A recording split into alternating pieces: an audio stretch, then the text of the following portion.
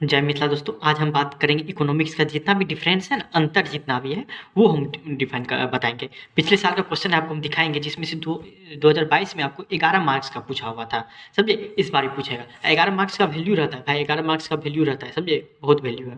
देखिए 2022 का क्वेश्चन है, समझे, बी सेक्टर का। उसमें हम दिखाते हैं आपको इसका कितना मार्क्स का पूछा हुआ था। 5 नंबर की बात करें, देखिए 5 नंबर वाला में एक क्वेश्चन आता है आपको, economics is both positive and normative and explain. एक आपको डिफरेंस पूछा अंतर करने वाला 5 नंबर का, और दिखाते हैं आपको कितना कितना मार्क्स का पूछा। तो 5 नंबर में एक ही पूछता है, और उसका 2 नंबर में देखिए कितना पूछता है वो हम आपको दिखा रहे हैं। 2 नंबर देख लीजिए आपको। उसका 28 number, difference between economic activity and non economic activity में क्या अंतर है वो आप बताइए। दूसरा हो गया आपको ये। फिर आगे देखिए आपको तीसरा नंबर देखिए क्या है आपको। तीसरा आप इधर आ जाइए, distinguish between money flow and real flow में क्या अंतर है वो बताइए। 5 2 7 8 2 9 हो गया, और आपको एक दिखाते हैं, 9 2 11 हो जाएगा। Distinguish between inflation and deflation gap में क्या अंतर है वो आप बताइए। हो गया आपको 7 2 9 2 11 नंबर। 11 नंबर का पूछा हुआ है, इस साल भी पूछेगा। इसमें जो है फिक्स रहता है कि कितना मार्क्स का कितना पूछेगा कौन नहीं, वो फिक्स रहता है। आपको हम कुछ जो 2022 में नहीं 2023 में पूछने वाला है वो आपको हम बताते हैं उसमें से।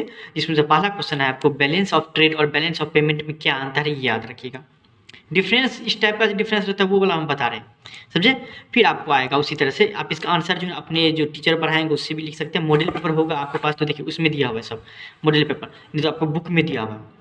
इतना हम बता रहे हैं इंपॉर्टेंट, जो कि आ सकता है 2023 में, समझे। दो जो कि आपको 2019 में और 2017 में पूछा हुआ है वही सब लिए हैं सिर्फ, समझे। और कोई दूसरा नहीं लिए है, जो रिपीटेड क्वेश्चन वही लिए, दूसरा नहीं लिए है।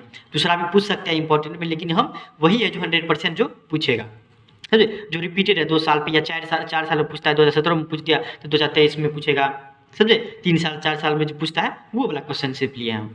डायरेक्ट टैक्सेज और इनडायरेक्ट टैक्सेज में क्या अंतर है, रेवेन्यू एक्सपेंडिचर और कैपिटल एक्सपेंडिचर क्या है, स्क्रीनशॉट आप ले लीजिए, स्क्रीनशॉट आप ले लीजिए। फिर देखिए सेंट्रल बैंक और कमर्शियल बैंक में क्या अंतर है वो आप समझ लीजिए। फिर आता है आपको प्राइमरी सेक्टर, सेकेंडरी और टर्शियरी सेक्टर में क्या है। इसमें देखिए समझने वाली बात है कि आपको इससे भी पूछ सकता है, प्राइमरी सेक्टर और सेकेंडरी सेक्टर में क्या अंतर है, या सेकेंडरी सेक्टर या टर्शियरी सेक्टर में क्या अंतर है, या प्राइमरी सेक्टर और टर्शियरी सेक्टर में क्या अंतर है ये बताइए। कुछ भी पूछ सकता है आपको। फिर देखिए आपको नेशनल इनकम और डोमेस्टिक इनकम में क्या अंतर है ये भी आप समझ लीजिए। फिर देखिए आप ग्रॉस डोमेस्टिक प्रोडक्ट और ग्रॉस नेशनल प्रोडक्ट में क्या अंतर है, इसका अलग से एक कॉपी बना लीजिए, उस पर हर एक का सॉल्यूशन लिख लीजिए। अपने मन से हो या गूगल से हो या आपके टीचर से जरूर पढ़ाए होंगे, इसका सॉल्यूशन दिए होंगे, उससे लिख लीजिए। लेकिन आप लिख लीजिए ताकि आपको 100% नंबर आ सके। आपको नेशनल इनकम डोमेस्टिक इनकम में क्या अंतर है, फिर ग्रॉस डोमेस्टिक प्रोडक्ट और ग्रॉस नेशनल प्रोडक्ट में क्या अंतर है, परफेक्ट कंपटीशन, मोनोपोली और मोनोपोलिस्टिक में क्या अंतर है ये आप समझ लीजिए। यहाँ पे भी समझने वाली बात है कि परफेक्ट कंपटीशन और मोनोपोलिस्टिक कंपटीशन भी पूछ सकता है, आपको मोनोपोली कंपटीशन और परफेक्ट कंपटीशन भी पूछ सकता है, आपको मोनोपोली कंपटीशन और मोनोपोलिस्टिक कंपटीशन भी पूछ सकता है। इसलिए आपको तीनों याद रहेगा तो उसमें आपको कोई दिक्कत नहीं होगा। ये हो गया 8 नंबर में। 9 नंबर देखा आपको, इंडिविजुअल डिमांड और मार्केट डिमांड में क्या अंतर है याद रखिएगा। इंडिविजुअल डिमांड और मार्केट डिमांड में क्या अंतर है ये भी आप समझ लीजिए। फिर आपको 9 नंबर 3 नंबर आएगा, इंक्रीज इन डिमांड और इंक्रीज इन क्वांटिटी डिमांड आपको मॉडल पेपर में दिया हुआ है, वो भी याद रख लीजिएगा क्योंकि ये भी पूछ सकता है आपको। इसका अंतर आप स्क्रीनशॉट ले लीजिए। माइक्रो इकोनॉमिक्स और मैक्रो इकोनॉमिक्स में क्या अंतर है वो भी पूछ लेता है। अब 2 क्वेश्चन तो आपको पिछले साल भी पूछा था, हो सकता है इसमें, वैसे तो 90% चांस नहीं है, तब पर भी हो सकता है कि ये दोनों पूछ सकता है आपको। फिक्स्ड कॉस्ट और वेरिएबल कॉस्ट में क्या अंतर है, अब मनी फ्लो और रियल फ्लो में क्या अंतर है वो समझ लीजिए। अगर आप पिछले साल का बनाना चाहेंगे तो हो सकता है कि ये क्वेश्चन नहीं पूछेगा 5 नंबर में, ये क्वेश्चन 100% चेंज हो जाएगा।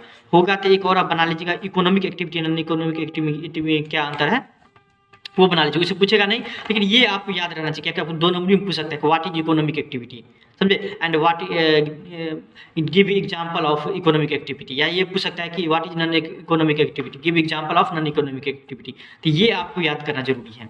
आप इतना याद कर लीजिएगा तो कोई दिक्कत नहीं होगा आपको। चलिए स्क्रीनशॉट ले लीजिए, समझे। थैंक यू सो मच, वही हम बताना चाहते हैं, उसमें और कोई दिक्कत नहीं होगा आपको।